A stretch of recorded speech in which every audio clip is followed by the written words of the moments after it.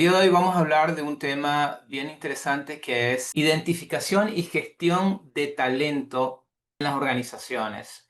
Y vamos a tocar el tema desde una perspectiva evidentemente organizacional que nos va a ayudar de cierta manera a comprender mejor cuáles son las oportunidades que tenemos para gestionar mejor el talento en las empresas, para detectar talento, para entender por qué nuestros equipos no están dando resultados y sobre todo, sin perder tiempo ni dinero, poder llevar a nuestros equipos a un nivel más alto de eficacia en términos generales. Somos una empresa internacional, estamos presentes en más de 60 países, en todos los países de Latinoamérica y evidentemente en Europa. Thomas es una empresa que tiene su casa matriz. Fue una empresa fundada en 1981, tenemos más de 40 años con 11.000 clientes activos y, como les decía, con presencia en más de 60 países.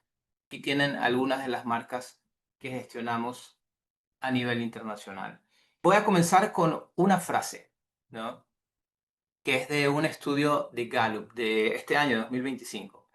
El 70% del compromiso de un equipo se atribuye al gerente y el compromiso de los gerentes está experimentando su mayor caída. ¿A qué nos referimos con el compromiso de los equipos? Sabemos hoy en día que el compromiso de las personas genera una buena parte de los resultados dentro de una organización y es incluso mucho más importante que el clima laboral, ¿no? Y esos equipos se comprometen a través de liderazgo, es decir, se comprometen con la organización a través del líder, ¿no? Cuando hay un líder que genera compromiso y motivación en las personas, los resultados son mucho más eficaces. Pero lo que estamos observando a nivel internacional es que las personas se comprometen cada vez menos y que para lograr mayor compromiso en las personas y sus equipos se necesita un mayor esfuerzo por parte de los líderes, en términos generales. Ahora, como contexto general, ¿no? Hoy en día observamos una escasez de talento sin precedentes. No me refiero a mano de obra, me refiero a talento. Un envejecimiento de la fuerza laboral y una obsolescencia acelerada de habilidades. Y voy a explicar un poquito más por qué nos referimos a esto acá. El ciclo de vida de una habilidad técnica hoy es de 12 a 18 meses. ¿Qué es lo que está pasando? Lo que estamos observando es que el mundo se está acelerando muchísimo y eso impacta evidentemente en la sociedad, a las empresas, a las organizaciones. Antes, en una empresa tradicional del siglo XX, del siglo pasado, bueno, uno desarrollaba una habilidad técnica, un conocimiento adquirido en la universidad y eso me duraba para toda la vida, ¿no? Es decir, yo podía tener la certeza de que las habilidades técnicas desarrolladas en un momento determinado, con mucho esfuerzo además, me iban a servir para siempre. Pero hoy día lo que estamos observando es que el mundo cambia tan rápido que las habilidades técnicas no son una garantía. Tener el conocimiento de una habilidad técnica no es necesariamente una garantía para eh, definir que una persona realmente me va a dar resultados y que va a tener éxito en una posición determinada.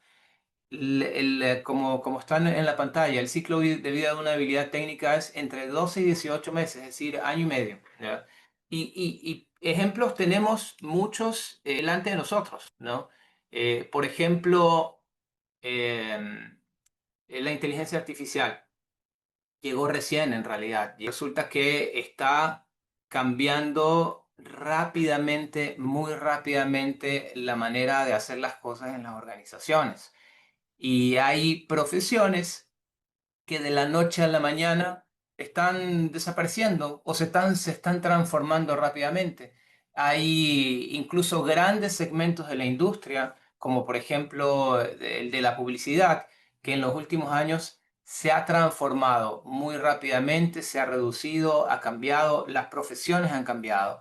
Y esto, en el caso de la publicidad, redes sociales, inteligencia artificial, etcétera, etcétera. Entonces, ¿qué sucede? Hoy día tener un conocimiento técnico no es suficiente para decir que voy a tener éxito o garantizar que voy a tener éxito en una posición determinada por el resto de mi vida. Eso impacta a las organizaciones de manera directa porque cuando contrato personas, cuando promuevo personas, las estoy promoviendo porque tienen solo habilidades técnicas o estoy identificando otras características en las personas que considero que las van a llevar a que mi organización sea exitosa en el futuro. Otro dato interesante, solo un tercio de las empresas tiene un proceso formal de sucesión. Una mala sucesión puede generar cientos de miles de dólares de rentabilidad en impacto negativo en la organización. Solo un tercio de las empresas tiene un proceso formal de sucesión. Es decir, que no sabemos quiénes van a ser los reemplazos, ¿ya? Yo confío en una persona en una posición determinada, pero el día de mañana, si esa posición queda vacante por diferentes razones, no sé quién la va a cubrir. Y finalmente, una incertidumbre acelerada en los mercados que se da por diversas razones, crisis política, crisis de seguridad que se da en toda Latinoamérica, pero también en Europa y en Estados Unidos, una incertidumbre generada por la crisis económica que genera diferentes factores, ¿no? A nivel nacional e internacional y que se ve impactada por elementos variables, inestables y muchas veces desconocidos. Por ejemplo, en Ecuador y en el resto del mundo, aranceles, ¿no? Que pueden cambiar, que vienen de Estados Unidos en este caso, para dar el ejemplo, que pueden cambiar de la noche a la mañana, de un mes a otro, y eso hace que las empresas tengan que estar constantemente reinventándose y transformándose para lograr sobrevivir y para lograr crecer. Entonces, como vemos, el contexto es un contexto que de cierta manera se ha complicado en los últimos años. Eso no quiere decir que tenga que ser triste de manera particular, pero sí que efectivamente necesitamos entender que la vida en sociedad y que la vida en las organizaciones cambia, cambia cada vez más rápido. Nos encontramos frente a un escenario de incertidumbre permanente y eso hace que tengamos que repensar la manera en que gestionamos a nuestro talento dentro de nuestras empresas. Ahora, voy a hacer una definición rápida talento y potencial, porque muchas veces son términos que no se entienden bien y, o términos que pueden generar confusión de cierta manera. Vamos a comenzar hablando un poco de talento, ¿no? Para decirlo de manera sencilla, ¿no? Está relacionado con el desempeño actual de una persona en una posición, si hablamos del ámbito profesional, evidentemente lo que alguien sabe y hace hoy. Un elemento adicional para entender el talento como tal es que el talento me hace ser diferente que los demás o me hace diferenciarme de los demás, de cierta manera destacar. Claro, porque de cierta manera soy un poco mejor en algo que los demás. No todo el mundo es talentoso en todo. Todos tenemos talento y ese talento se va a manifestar de formas diferentes y va a hacer que yo me destaque sobre las otras personas en un área específica de la vida. Puedo ser talentoso para pintar, puedo ser talentoso para hablar en público, para convencer a los demás, puedo tener diferentes talentos. Un ejemplo con relación a diferentes aspectos, los conocimientos técnicos hacen que yo sea talentoso en un área específica. La experiencia me puede llevar a ser talentoso y está relacionado evidentemente con resultados medibles para poder salir de la subjetividad, sobre todo en el ámbito organizacional. Ahora, hablemos un poco de potencial. Cuando hablamos de potencial, en cambio, estamos hablando de potencia. Estamos hablando de la capacidad de crecer y asumir mayores responsabilidades dentro de una organización. ¿Cómo se mide? Se mide en aprendizaje rápido, en adaptabilidad, en motivación, en rasgos emocionales, rasgos de la personalidad. El potencial es, de cierta manera, esa capacidad que tenemos los individuos inherentes a nosotros mismos, que nos convierte de cierta manera en una naturaleza única y que están por desarrollarse, ¿ya?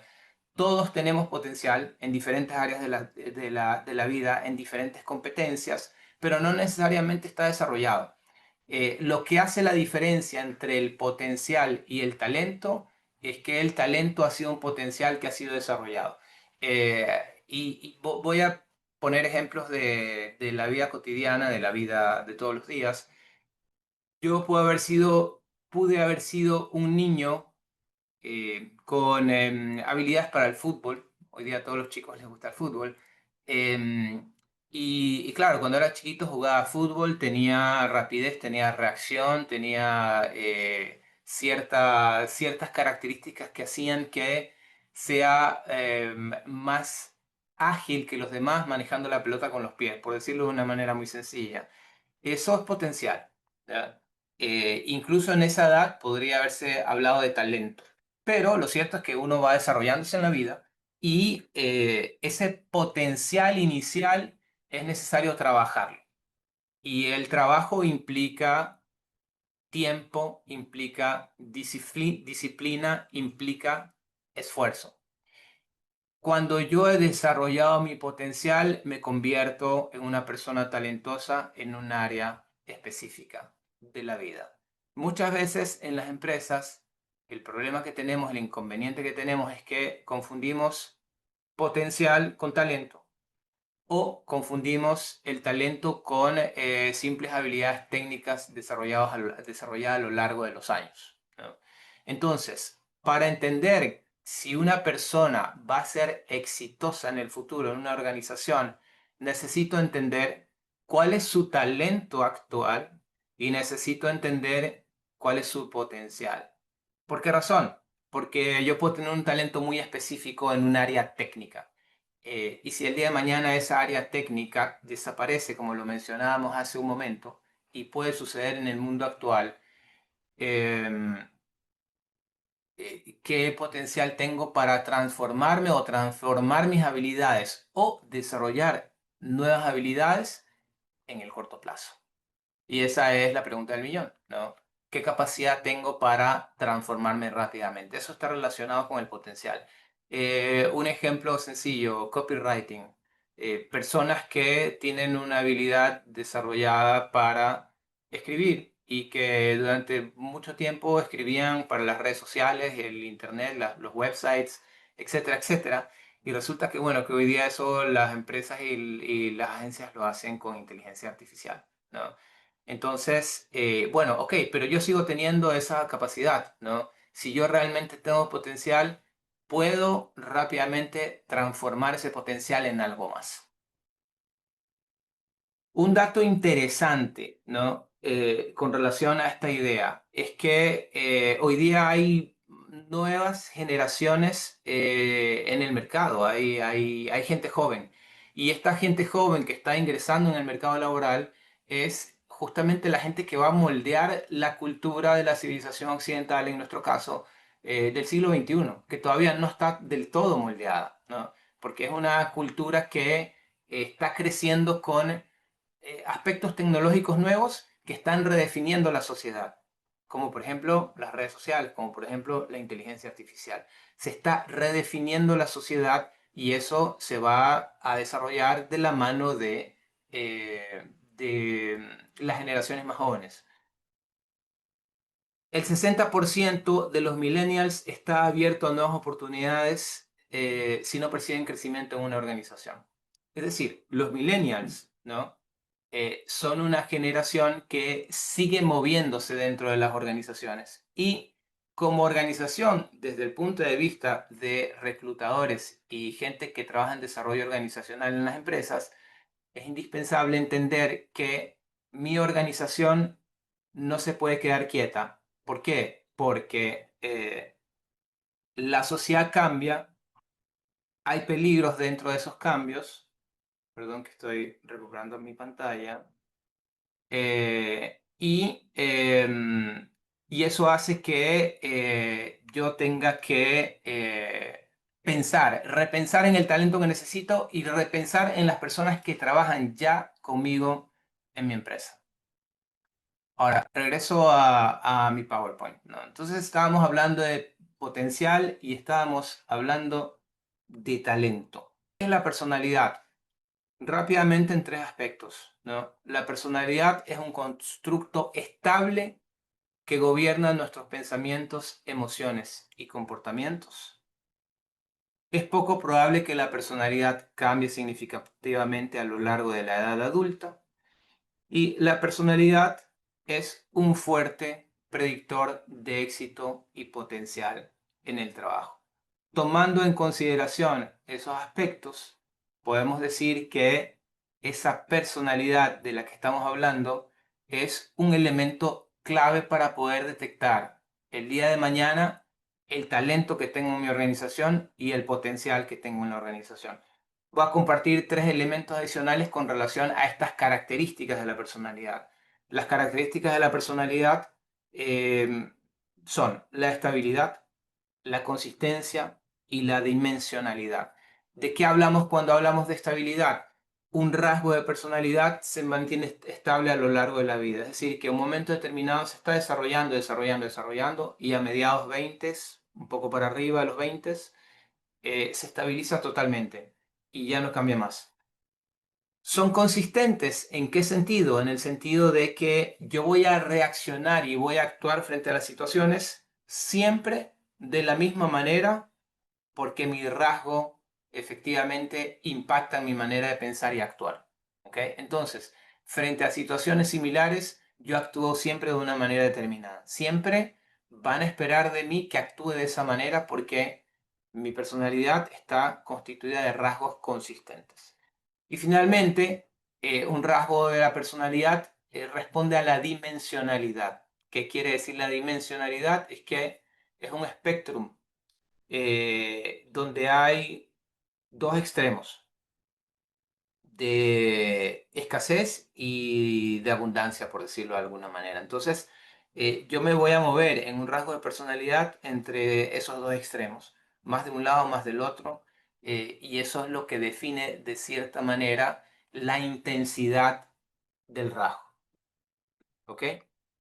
Em, Ahora, una vez definidos esos conceptos, vamos a ir un poquito más adelante con relación a esta idea de gestión eficaz del talento. La pregunta que tendríamos que hacernos en este momento es, ¿por qué nos equivocamos tanto cuando gestionamos gente en las organizaciones? ¿Y por qué digo esto acá? Trabajando con muchas empresas a lo largo de los años, hemos observado que uno de los grandes problemas, uno de los grandes dolores de cabeza de las empresas está justamente en la gestión de las personas y en la gestión de los equipos y en la gestión de los líderes. Muchas veces no se trata de aspectos financieros, no se trata ni siquiera de la tecnología, no se trata necesariamente de las marcas, no se trata de las crisis, sino que se trata de la capacidad que tienen las personas en una organización para dar respuestas a los diferentes desafíos que tiene una organización en un momento determinado.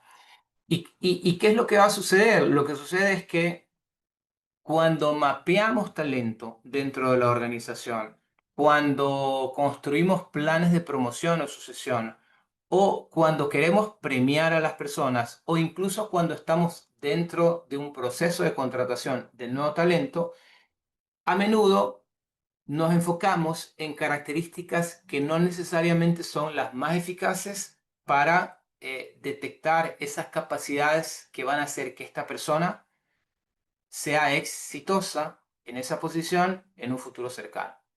Por ejemplo, hace un momento hablábamos de las capacidades técnicas, ¿no? El potencial técnico de la persona. Efectivamente es importante tener un conocimiento técnico, pero no lo es todo en la vida. Tendría que preguntarme qué es lo que estoy viendo, por ejemplo, cuando veo una hoja de vida y estoy haciendo un proceso de selección. Estoy viendo solo las empresas en las que trabajó la persona. Estoy viendo solo la educación o las universidades en las que trabajó una persona determinada. Bueno, habría que definir un poco de manera más detallada eh, cuáles son esos aspectos que definen el futuro éxito de una persona en una organización. ¿Por qué nos equivocamos tanto? Bueno, un par de datos. La experiencia laboral anterior predice solo el 16% del éxito en el trabajo. Es decir, que si yo solo estoy enfocado, por ejemplo, cuando hago un proceso de selección, en tratar de traer personas de una empresa determinada, bueno, hay probabilidades de que no me vaya a ir tan bien. Porque lo cierto es que eso no define el éxito. Mi empresa es muy diferente de mi empresa competidora. Tenemos culturas diferentes, tenemos procesos diferentes, etcétera, etcétera, etcétera. ¿Me ayuda a tener éxito? Sí, seguramente, la experiencia, pero no es todo lo que existe en la vida. Por otro lado, los factores de personalidad y la inteligencia general, es decir, la capacidad cognitiva o la agilidad cognitiva de las personas, predicen entre el 31 y el 65% del éxito futuro de una persona.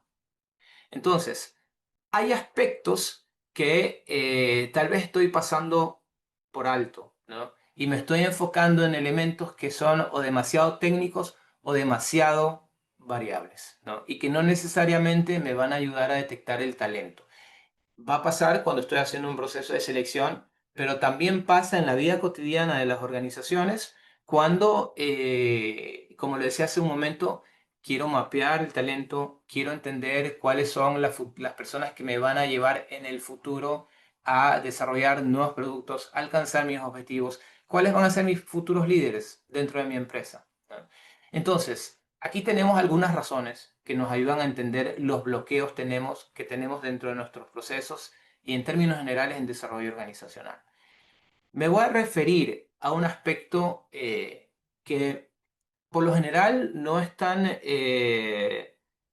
no se lo toca tanto, que son los sesgos cognitivos. Definirlos como un atajo mental. Es un atajo mental que usa nuestro cerebro para tomar decisiones rápidas o interpretar la realidad.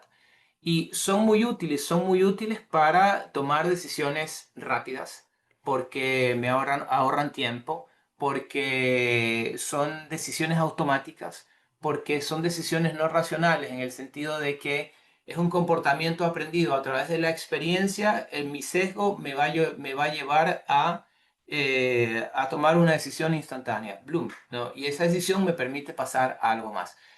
Forman parte de nuestro proceso evolutivo y de desarrollo como seres humanos. Están relacionados con nuestros instintos. El sesgo nos acompaña desde que el hombre es hombre, que el ser humano es ser humano, y de cierta manera nos ha ayudado en la vida eh, a sobrevivir.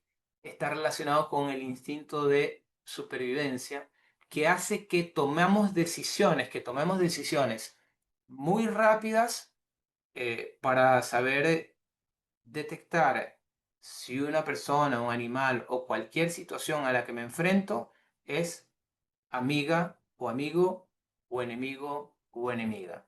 Y me va a llevar a tomar decisiones rápidas de huir o luchar. Tan sencillo como eso. Entonces, el sesgo cognitivo forma parte de nosotros, es algo inherente al comportamiento del cerebro humano, y es muy útil en muchas situaciones. Pero resulta que no es tan útil en otras situaciones, ¿no? Y me voy a referir un poco a esas otras situaciones. Resulta que yo decía hace un momento, si efectivamente un sesgo me lleva a tomar una decisión súper rápida, automática, pero no la estoy pensando esa decisión. Y en situaciones de supervivencia, el sesgo funciona, ¿no? Ese automatismo hace que, sin pensarlo, yo tome una decisión que me salvó.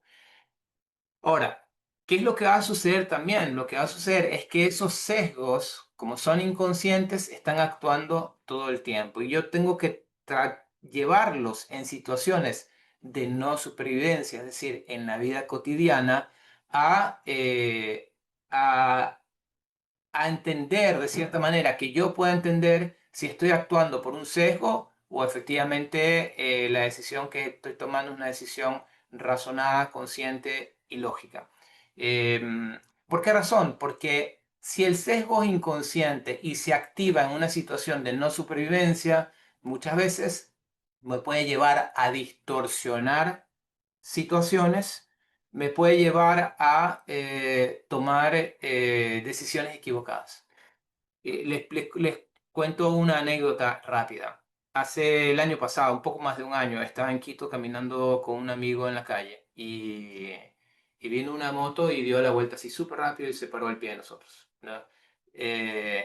Mi instinto de supervivencia se activó. Sesgo, moto, una persona en moto, viene muy rápido, se para al pie mío.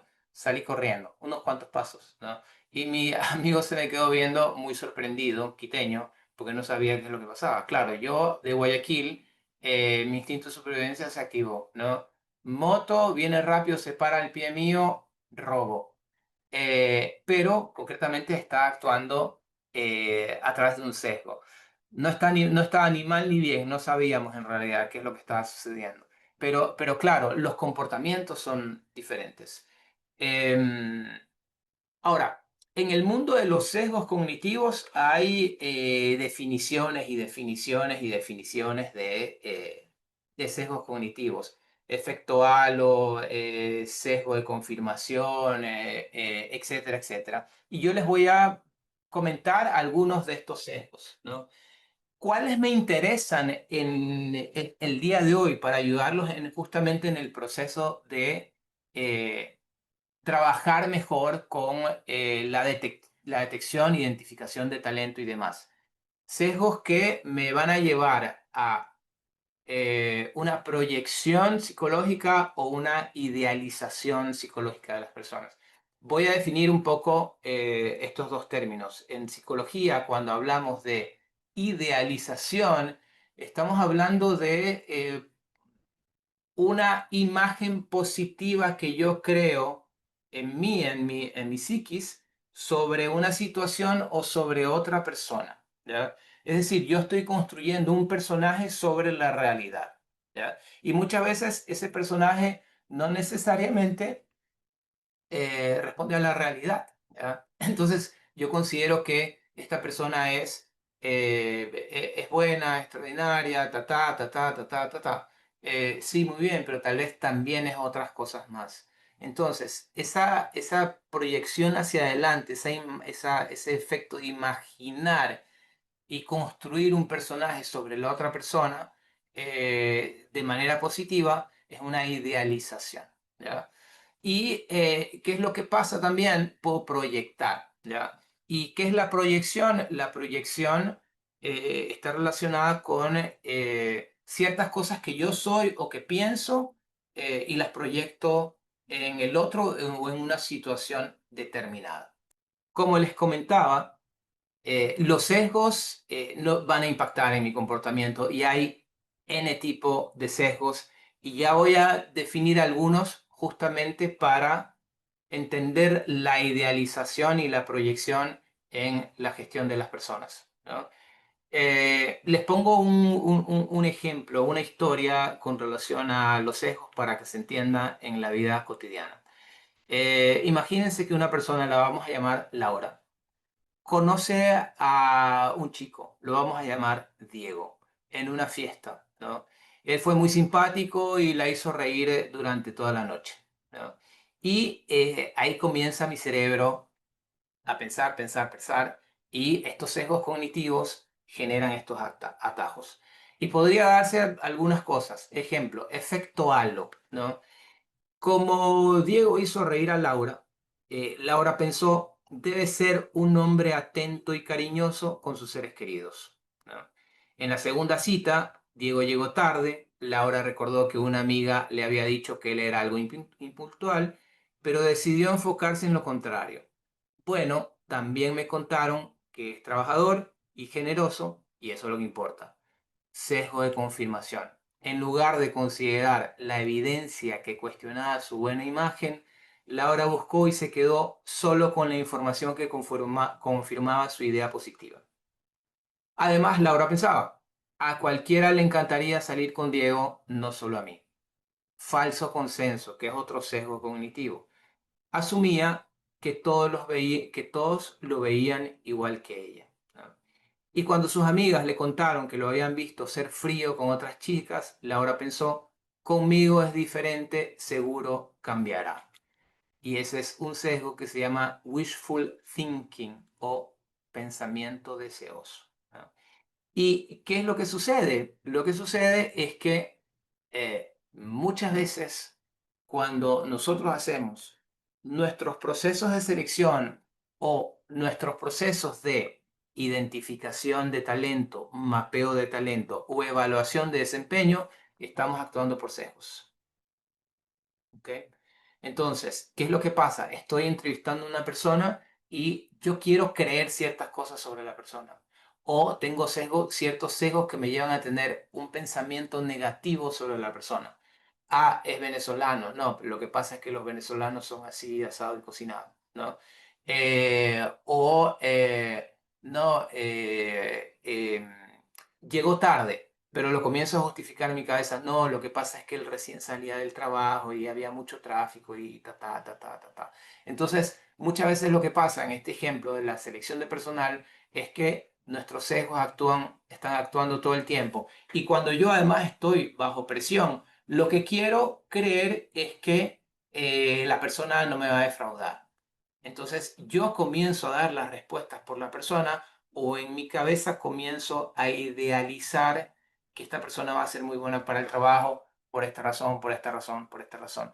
Pero no necesariamente tengo ningún elemento objetivo que me lleve a confirmar que efectivamente la persona va a dar los resultados que yo quiero que dé. Ahora, les voy a compartir algunos sesgos para ese efecto de proyección y ese efecto de idealización para que se entienda un poco más.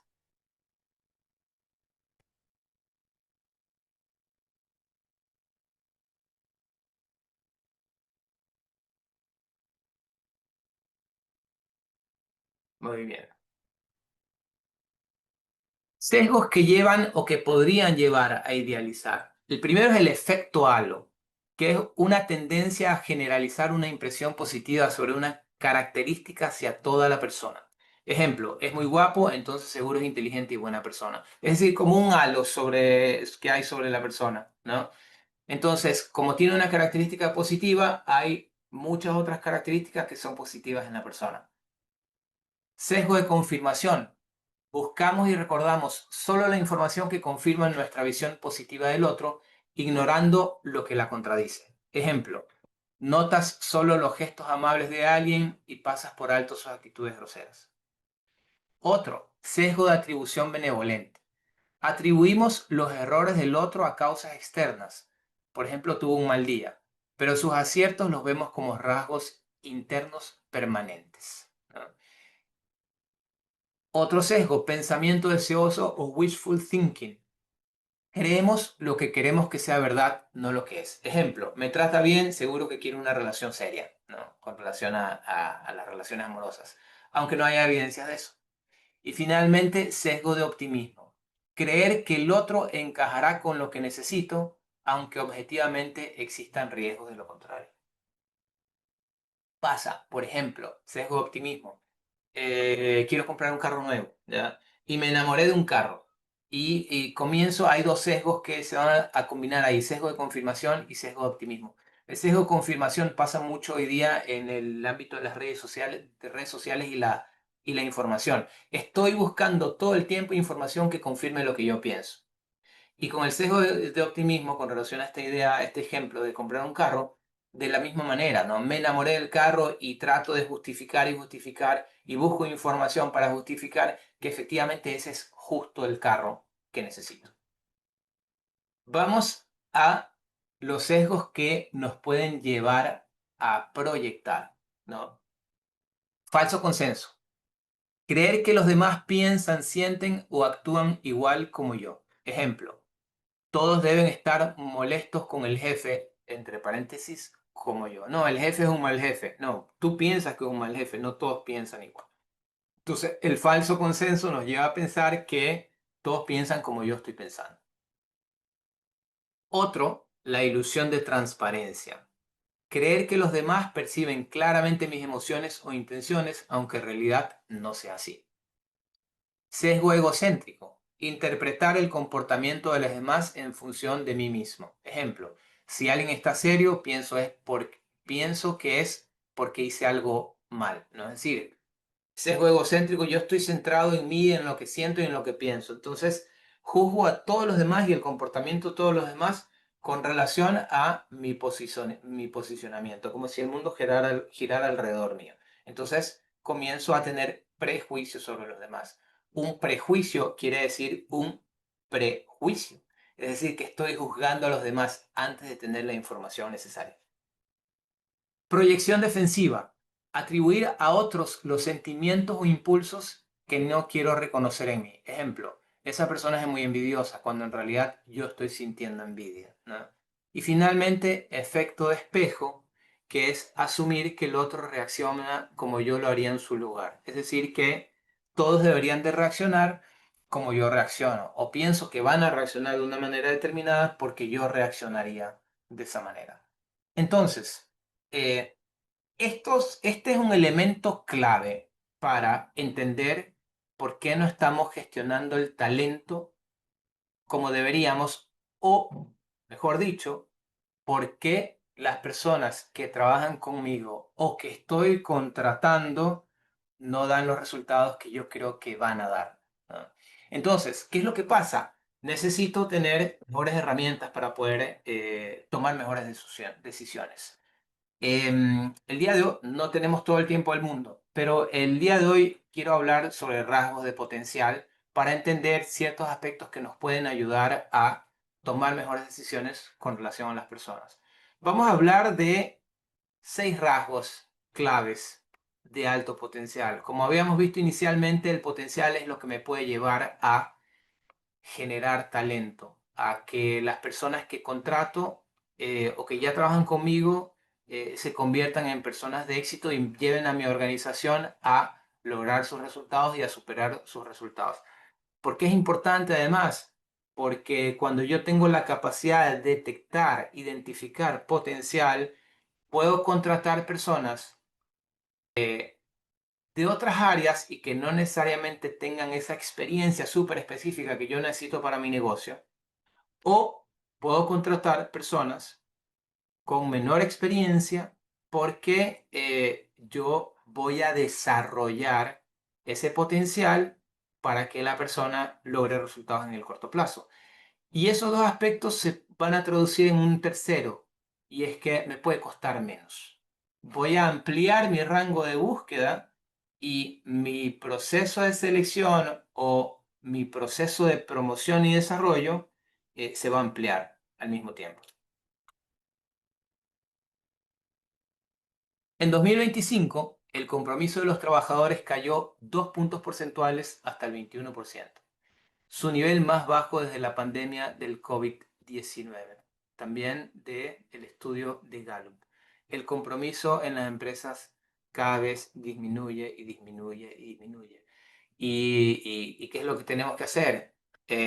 Comprometer a las personas. Como habíamos visto anteriormente, un aspecto importante es el liderazgo. El líder es el que tira y atrae para que las personas se sientan comprometidas con el equipo, por un lado, y por otro lado, el desarrollo de talento. Cuando yo estoy desarrollando de manera permanente a las personas que trabajan conmigo, las personas se van a sentir más comprometidos. Hablaba de 6 rasgos, ¿no? ¿Cuáles son esos 6 rasgos? La autoexigencia, la adaptación, la curiosidad, el enfoque del riesgo, la aceptación de la ambigüedad y la competitividad. ¿De dónde salen estos 6 rasgos? Salen de un estudio realizado durante varios años en Inglaterra para identificar líderes de éxito. ¿Y cuál fue la premisa de esta investigación? Entender cuáles son esas características que nos pueden ayudar a predecir el futuro éxito de una persona en una empresa. Y el estudio se enfocó sobre todo en los rasgos de la personalidad. ¿Por qué razón? Porque como veíamos inicialmente, el rasgo es estable, no cambia. Y si es estable, es un buen factor de predictor del futuro. Como decía yo también al inicio, eh, ¿qué es lo que pasa hoy día con las empresas? Las empresas cambian porque la sociedad cambia y porque los mercados cambian. Entonces, necesito elementos que sean no técnicos para poder predecir de mejor manera. Y el rasgo, como es estable, nos permite proyectar hacia adelante. Ahora, eh, ¿qué es lo que me gustaría explicar en el tiempo que tenemos para que sea útil para ustedes? ¿Cómo puedo identificar esos 6 rasgos en las personas? ¿No? Rápidamente, cuando hablamos de la autoexigencia, estamos hablando de la capacidad que tiene una persona para lograr sus objetivos en el mediano plazo sin detenerse frente a los obstáculos de la vida, los bloqueos, los problemas y demás. Alcanzo mi meta. Entonces, la autoexigencia me permite ser responsable y meticuloso y autodisciplinado. Adaptación relacionado con inteligencia emocional. No dejarse afectar por el estrés y la presión para alcanzar esas mismas metas. La curiosidad tiene que ver con el autoaprendizaje y la capacidad para identificar nuevas maneras de hacer las cosas. El enfoque del riesgo está relacionado con la capacidad de gestionar conversaciones difíciles y tomar riesgos controlados.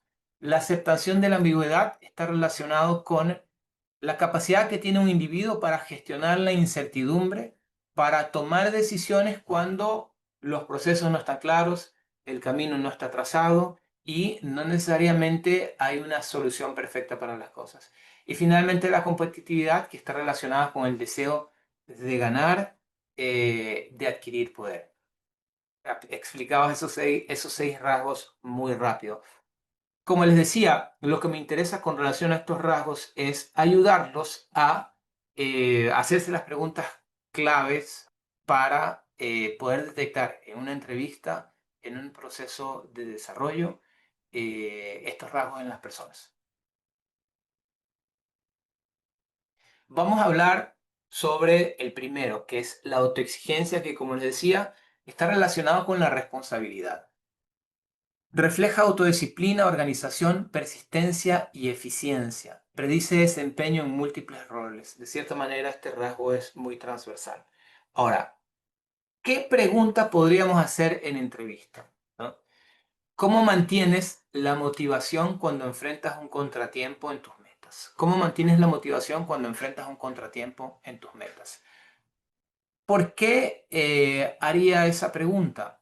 Porque me va a ayudar a detectar las respuestas ideales que estamos buscando, que deberían reflejar autodisciplina en sus respuestas o mantener el enfoque en la meta a largo plazo a pesar de los contratiempos, motivación para seguir en curso y encontrar soluciones, es decir, automotivarse, buscar las motivaciones necesarias para continuar. Una perspectiva positiva, ver el contratiempo como un desafío, es decir, no ver los problemas, sí, no ver las pruebas de la vida y plantearlos como desafíos lúdicos que me lleven a convertirme en una mejor persona. Y finalmente, deberían reflejar pasos proactivos que impliquen paciencia y perseverancia. Entonces, la pregunta clave es, ¿cómo mantienes la motivación cuando enfrentas un contratiempo en tus metas? Evidentemente, lo que le estoy compartiendo no es una receta de cocina. Esa es la pregunta que debería inspirarlos a estructurar otro tipo de preguntas que me lleven a validar la autoexigencia en un candidato o en un empleado. Número 2, la adaptación. Habíamos dicho que la adaptación estaba relacionada con la estabilidad emocional. Mide cómo reaccionan las personas ante el estrés y la presión. Se relacionan con visión estratégica y resultados financieros. ¿Qué pregunta podríamos hacer?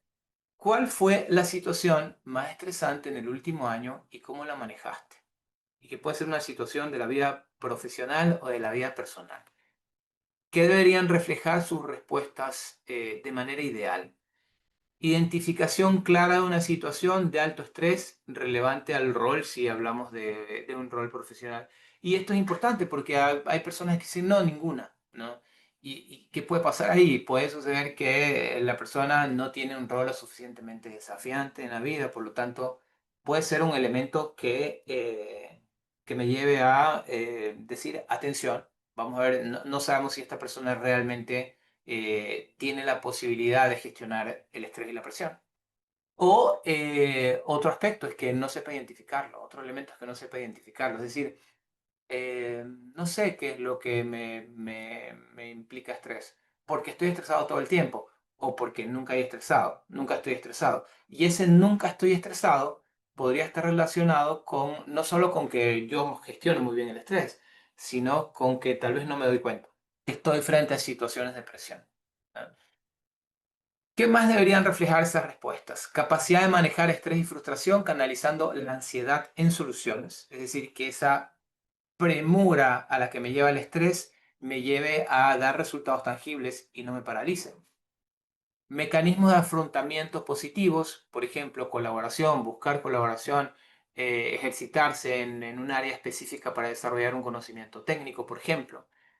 Conductas calmadas, seguras, estabilizadoras. Autoconciencia sobre el impacto en los demás, es decir, cuando estoy estresado, cómo impacto en los demás. ¿Ok? Vamos al tercero, curiosidad. Describe apertura al cambio, innovación y aprendizaje. Se asocia con innovación y crecimiento organizacional. ¿Qué pregunta podría hacer? Por ejemplo, está acá. Si tuvieras 5 minutos con el CEO, con el presidente o con el gerente general de la empresa, ¿qué pregunta le harías para que reconsidere el negocio? Interesante. Hay gente más introvertida, tal vez no es la mejor pregunta para todos. Como decía, esto debe inspirarnos. ¿Cuáles podrían ser las respuestas ideales y qué deberían reflejar? Conocimiento del negocio, reportes, noticias, competidores, pensamiento creativo sin cambios por simple novedad, preguntas de alta calidad al CEO, preguntas que generen nuevas ideas y soluciones de impacto, capacidad de identificar retos claves con efecto en ingresos o ventajas competitivas, ¿no? Y claro, y si tuviera 5 minutos, ¿qué le preguntaría al gerente general? ¿No? Y es interesante, ¿no? Porque a veces somos muy conservadores, ¿no? Y cuando hay un nivel bajo de ese rasgo que es la curiosidad, y ese ser muy conservador me lleva a hacer siempre las cosas de la misma manera, y por lo tanto puede ser un elemento limitador del potencial de una persona. Claro, porque tú haces siempre todo de la misma manera, por lo tanto necesitas el conocimiento técnico para eso. Pero ¿qué sucede si nos toca hacer las cosas de otra manera? Vamos al cuarto, el enfoque del riesgo. Indica cómo alguien enfrenta situaciones difíciles mostrando valentía y proactividad. Predice cumplimiento de metas ejecutivas. ¿Qué pregunta podría ser? Dame un ejemplo de cuando diste retroalimentación difícil a tu equipo. Interesante, ¿no? Si es un líder, bueno, tú le diste retroalimentación, una retroalimentación difícil a tu equipo. Y si no es un líder, podría preguntarle, ¿cuál es la conversación más difícil que has tenido en el último mes o en el último año? ¿O cuál ha sido la conversación más difícil que has tenido en tu vida? ¿No? Respuestas ideales que deberían reflejar valentía en el liderazgo si es un líder, ejemplos alineados a expectativas del rol, prioridad a metas y valores organizacionales, capacidad de dar feedback difícil sin desmotivar, retroalimentación respetuosa y oportuna. Tolerancia a la ambigüedad es la capacidad para manejar información contradictoria, incertidumbre y complejidad. Clave en entornos globales y estructuras matriciales. Pregunta en entrevista. Describe una decisión de alto riesgo que tomaste en incertidumbre. ¿Cuál fue la situación que estaba en juego? Describe una decisión de alto riesgo que tomaste en incertidumbre. ¿Cuál fue la situación y qué es lo que estaba en juego? Respuesta ideal debería reflejar evaluación de importancia y nivel de ambigüedad de la decisión. Cuando hablamos de la ambigüedad, para que esté claro, estoy hablando de algo que no es blanco, negro, correcto, incorrecto. Es decir, se sitúa en el medio. Muchas veces no sabemos si es del todo correcto o incorrecto, ¿ya? Y muchas veces no sabemos si es blanco o negro, sino que hay una escala de grises en el medio. Comodidad con información mixta y sin camino claro. Paciencia para considerar ideas contradictorias y aprovecharlas. Pensamiento crítico y buena toma de decisiones. Equilibrio, aceptar la ambigüedad, pero saber cuándo ejecutar. Y finalmente, la competitividad, que está relacionado con el deseo de ganar, la ambición y la orientación a los resultados. Es contextual en el sentido de que no todas las posiciones necesitan competitividad, pero puede ser muy relevante en ventas y en roles de alta gerencia. ¿Cuál es la pregunta clave? Cuéntame un ejemplo de un equipo que lideraste y ganó una competencia. Para salirnos simplemente del ámbito en ventas, porque se considera muchas veces que, bueno, son los vendedores que tienen que ser competitivos o son los jugadores de algún deporte que tienen que ser competitivos. Y no, no necesariamente. Siempre es bueno tener un sano nivel de competitividad. ¿Qué deberían reflejar esas respuestas ideales? Motivación del equipo para competir, es decir, tengo la capacidad de motivar al personal para que compita. Aprovechamiento de fortalezas individuales, si hablamos de líderes. Gestión de competencia sana y justa, es decir, soy competitivo, pero no es un rasgo negativo en el sentido de que me dejo nublar y cegar por la competitividad. La orientación a los resultados y una dirección clara y un espíritu deportivo en el sentido de saber celebrar en equipo y apoyar a los demás. Entonces, 6 rasgos, 6 preguntas y las respuestas ideales que podríamos tener. Para los que les interesa esta información, todavía no he terminado, pero para los que les interesa esta información y están tomando notas, igual esto aquí lo vamos a subir a YouTube para que puedan revisar. Ahora, en el caso nuestro de Thomas, nosotros tenemos una evaluación que hace este trabajo de manera más automatizada. No quiere decir que no haya que validarlo con preguntas, pero tenemos una evaluación que se llama HPTI que trabaja y mide justamente estos rasgos, ¿no? Que tiene un baremo que nos permite entender el nivel del rasgo y cuáles son las características de esos niveles.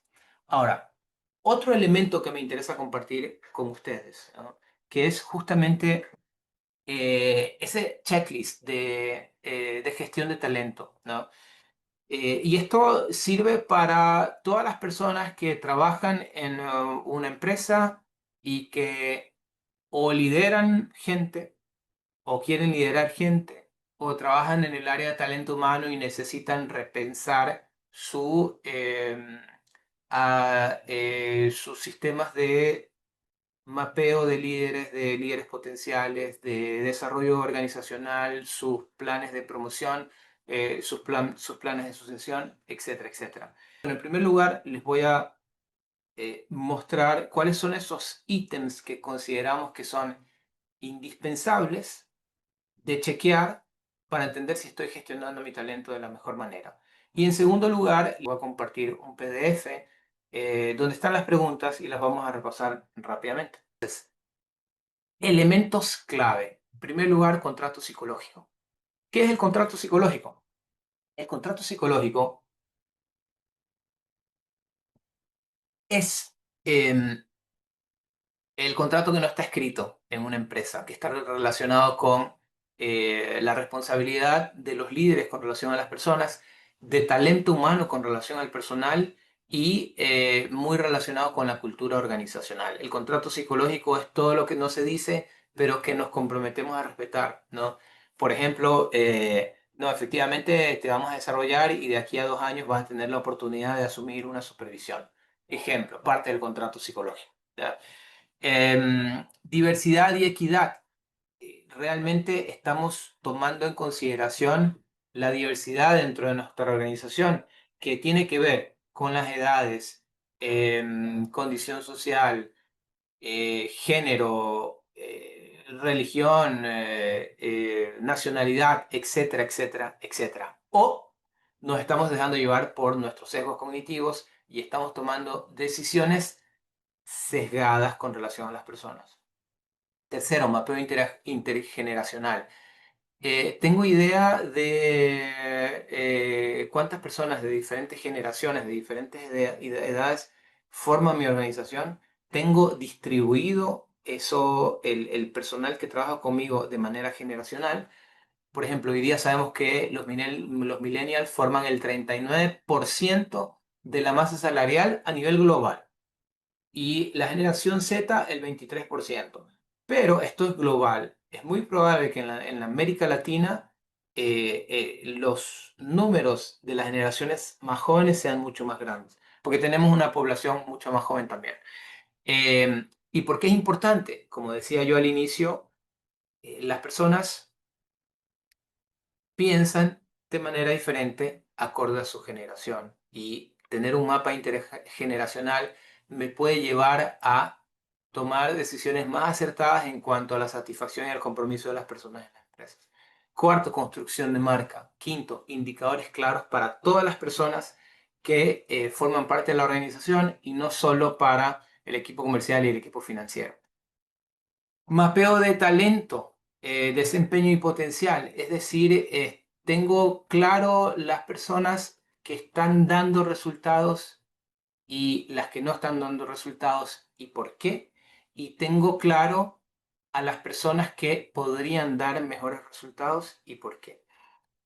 Mapeo de líderes potenciales para mis programas de sucesión y promoción, plan de sucesión, plan de promoción y desarrollo. Entonces, estos son los elementos claves que yo debería de tener chequeados en mi organización para poder saber si efectivamente estoy gestionando el talento de la manera correcta y esto me va a ayudar a repensar en la cultura de mi organización de manera mucho más eficaz. Este es el cuestionario. Lo voy a compartir en un PDF, ¿ya? Y lo voy a proyectar para que lo veamos juntos. Lo voy a leer muy rápido para no quitarles demasiado tiempo y luego conversamos un poco para los que tengan preguntas.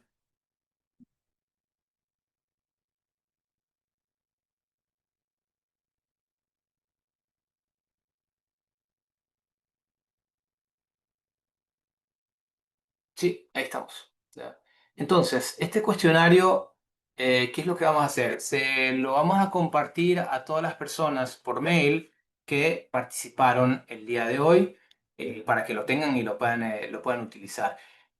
No es un checklist más que una evaluación de bueno o malo, es decir, no tiene un resultado final y tiene una escala del 1 al 5. Lo 1, lo menos desarrollado, lo 5, lo más desarrollado. Y tiene preguntas, ¿no? Por ejemplo, con relación al contrato psicológico. Me aseguro que las expectativas no escritas, confianza, apoyo, reconocimiento entre la empresa y los colaboradores se cumplen. Detecto si los colaboradores sienten una brecha entre lo que la empresa promete y lo que realmente ofrece. Con relación a diversidad y equidad, garantizo que los procesos de selección y promoción sean libres de sesgos. Mido la representación y equidad de género, edad, origen cultural u otros factores en la organización.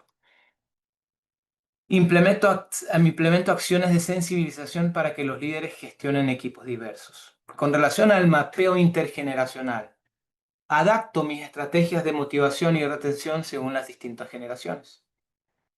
Identifico y atiendo las diferencias en expectativas laborales entre generaciones. Promuevo espacios para que las distintas generaciones colaboren y aprendan entre sí.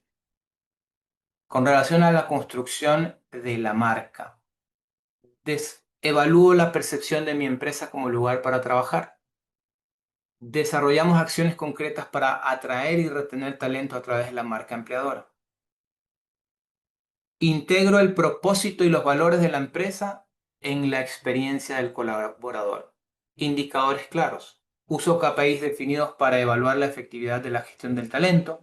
Reviso y comunico periódicamente estos indicadores a la dirección y a los líderes, vinculo los indicadores de recursos humanos con los resultados del negocio. Mapeo de talento. Utilizo metodologías claras para identificar el desempeño actual y potencial futuro de los colaboradores. Poseo herramientas psicométricas que ofrezcan resultados confiables y sin sesgos. Tomo acciones concretas al identificar a los talentos de alto desempeño. Mapeo de líderes. Identifico a los líderes más influyentes, incluso más allá de los cargos formales, a través de una metodología clara. Mido la efectividad del liderazgo con indicadores específicos. Proporciono retroalimentación a los líderes sobre su impacto en la cultura y en los resultados del equipo. Mapeo de líderes potenciales, que es diferente de los líderes que ya trabajan conmigo. Utilizo herramientas para detectar colaboradores con capacidad de liderazgo.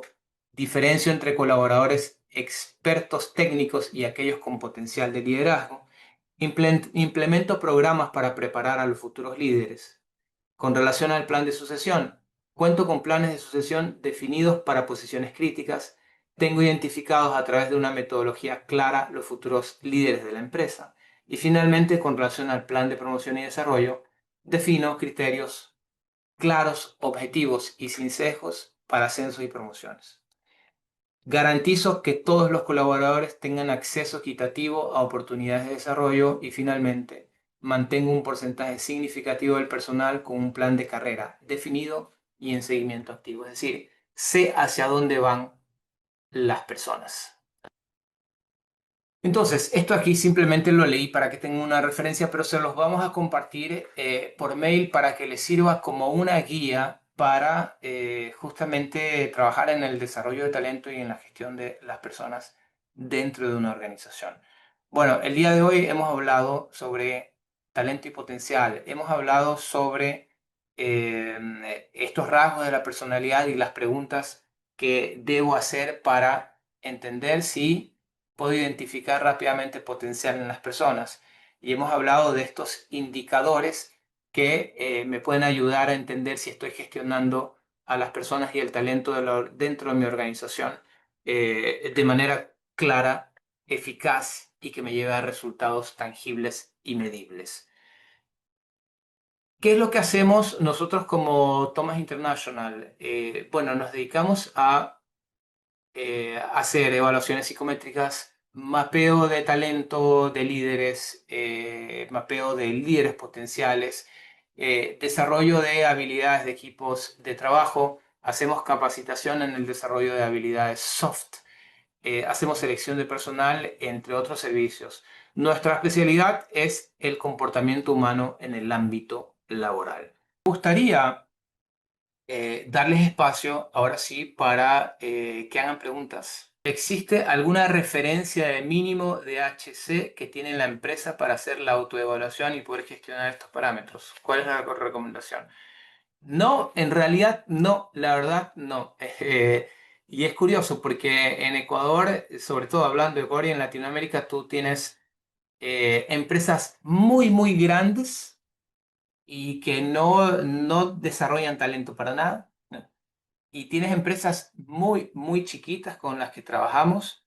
Te estoy hablando de empresas que tienen 10, 15 personas, 20 personas, 30 personas y que le dedican muchísimo, muchísimo esfuerzo al desarrollo de las personas. Y lo cual está muy bien porque los resultados se logran a través de las personas. Las marcas, los productos no sirven absolutamente de nada si no tengo a las personas adecuadas en las posiciones adecuadas. Francesca, ¿cómo recomiendan manejar los planes de sucesión en público o en privado? Hay empresas que lo hacen confidencial y otras que comunican el plan de crecimiento a los trabajadores desde el día 1. Hay dos cosas aquí con relación al plan de sucesión. Está el plan de sucesión y está el mapeo de talento. El mapeo de talento es indispensable y para eso se requieren las herramientas claves que te ayuden a tener una visión súper objetiva y científica del talento de las personas, ¿no? Una de nuestras devisas como Thomas es justamente la ciencia del comportamiento humano aplicada al ámbito profesional. Entonces, Primero el mapeo, ¿ya? Que lo puedes hacer de diferentes maneras. Hay muchas empresas que utilizan Ninebox, por ejemplo, para tener mapeado el talento dentro de la organización. Y en segundo lugar, plan de sucesión o plan de promoción. Em, ¿Qué es lo ideal? Que sea conocido cuál es el plan de sucesión, o sea, que la persona conozca. Hay cosas que de manera estratégica no se las puede decir a todo el mundo, pero por lo menos el jefe que va a ser sucedido cuando se va a jubilar o porque cuando va a salir de la organización y él lo sabe, y la persona que lo va a cubrir tienen que conocer, porque eso implica varias cosas, implica que la persona va a estar motivada, que va a estar comprometida, pero por sobre todo que va a desarrollar en un lapso determinado todas las competencias y habilidades técnicas que necesita para hacer ese trabajo en el futuro cercano de manera correcta, ¿no? Y otro elemento muy importante, Francesca, si es posible estas personas trabajen en conjunto en un sistema de mentoreo, ¿ya? Es decir, hay un mentoring, me convertí en un mentor y voy a dejar a esta persona preparada para el futuro. Hay posiciones que desde el día uno, efectivamente, tú puedes saber que te están prometiendo esto, prometiendo entre comillas, nunca hay que prometer, hay que decir, de acuerdo a los resultados, tú podrías seguir este plan. Eh, y, y que es súper saludable. Estaba pensando justamente en una empresa, una multinacional en la que yo trabajé en Europa durante muchos años y tenía varias cosas. En primer lugar, tú tenías una planificación clara de hacia dónde podías ir en los próximos años. Y además había un programa de formación eh, que se llamaba RM, porque era Renault Management, ¿no? Entonces, RM0, RM1, RM2, RM3, RM4. Y tú, de acuerdo a tu potencial, participabas durante ciertos años en RM0, ok, después pasabas a RM1 y los próximos años hacías todo el entrenamiento relacionado con ese RM1 y así sucesivamente. Entonces, te permite tener una cultura donde se promueva realmente el desarrollo individual, el autoaprendizaje, el esfuerzo y el compromiso. Gracias, Fernando. Dice Paulina, ¿hay forma de identificar si estoy evaluando a una persona con un sesgo de proyección o idealización para evitarlo o trabajar en ello para mejorar? Gracias. En primer lugar, tienes los sesgos de los que conversamos y ya tienes el concepto más claro. Entonces, tener autoconciencia ya es hartísimo, ¿ya? Porque a partir de aquí tú ya vas a salir con una idea, nueva idea en la cabeza, ¿ya? Entonces te va a ayudar a autorregularte a ti mismo con relación a tus propios sesgos. Eso es lo número uno. Número dos, utiliza las herramientas adecuadas. Como les decía, bueno, nosotros somos una empresa especializada en psicometría. Uno de los aspectos en los que nos fijamos mucho cuando hacemos el proceso de validación de nuestras herramientas es que no haya sesgos y no haya ningún tipo de discriminación. Entonces, cuando tú utilizas herramientas psicométricas de calidad, te va a ayudar a tener una visión más objetiva de las capacidades de las personas. Y otra herramienta que te puede ayudar muchísimo para evaluar desempeño es un 360 grados, que hace que muchas personas dentro de la evaluación, de la organización, perdón, evalúen a una persona en específico y poder comenzar a comparar los resultados de la evaluación, ¿no? Y los diferentes segmentos, los pares, los colaboradores, etcétera, ¿no? Gabriela, ¿qué herramienta clave se puede utilizar para sostener conversaciones efectivas sobre talento? Supongo que te refieres a conversaciones con los colaboradores, ¿no? Relacionadas con esa idea del enfoque del riesgo. Eh, bueno, a ver, en realidad hay muchas herramientas relacionadas con comunicación asertiva, ahí hago un poco de propaganda. Una de nuestras especialidades en capacitación es justamente desarrollar competencias de comunicación asertiva y hay muchas. O sea, puedes hoy día encontrar en YouTube herramientas de comunicación asertiva. Ahora, te voy a dar consejos rápidos para dar un feedback objetivo, ¿no? En primer lugar, nunca usar sarcasmo, número uno. Número dos, desarrollar habilidades de comunicación asertiva. Número tres, el feedback siempre se hace de manera presencial, directa, mirándose a los ojos. Y número cuatro, nunca lo hagas en presencia de los demás, ¿ya? Cuando das feedback es en privado. Sobre todo cuando es un feedback duro que hay que dar. Entonces, eso rápido, pero bueno, evidentemente es un tema que se desarrolla muchísimo, ¿no? María Fernanda, ¿existe un peso asignado para cada uno de los rasgos claves? ¿Todos son valorados de igual manera? A ver, esto, María Fernanda, te comentaba esto parte de una investigación de varios años que se realizó con una muestra internacional de líderes de éxito. Y lo que nos muestra la investigación es que eh, los rasgos, como yo los mostré, autoexigencia, adaptación, etcétera, hasta la competitividad, en ese orden, tienen una relación con la contextualidad. ¿Qué quiere decir eso ahí? Que eh, el más importante es la autoexigencia porque es el menos contextual y el más transversal, ¿ya? Es decir, es lo más importante para todo. Y el más contextual y menos transversal es la competitividad. Entonces, sí hay un orden de importancia en ese sentido. Pero luego hay algo importante, María Fernanda, y es que los rasgos dependen también de la posición que yo estoy evaluando. Hay veces ciertas posiciones, cuando es una posición de alta gerencia son los seis. Cuando es una posición de menor importancia estratégica dentro de la organización, puedes tomar uno, dos, tres, dependiendo. Y bueno, como te decía, tenemos una herramienta que hace también eso de ahí. Hay uno que se llama Aceli, supongo que es un apellido. Se puede decir que el talento y el potencial son dos características indispensables para la atracción de talento. Cuando tú quieres planificar atracción de talento, tienes que pensar en los dos.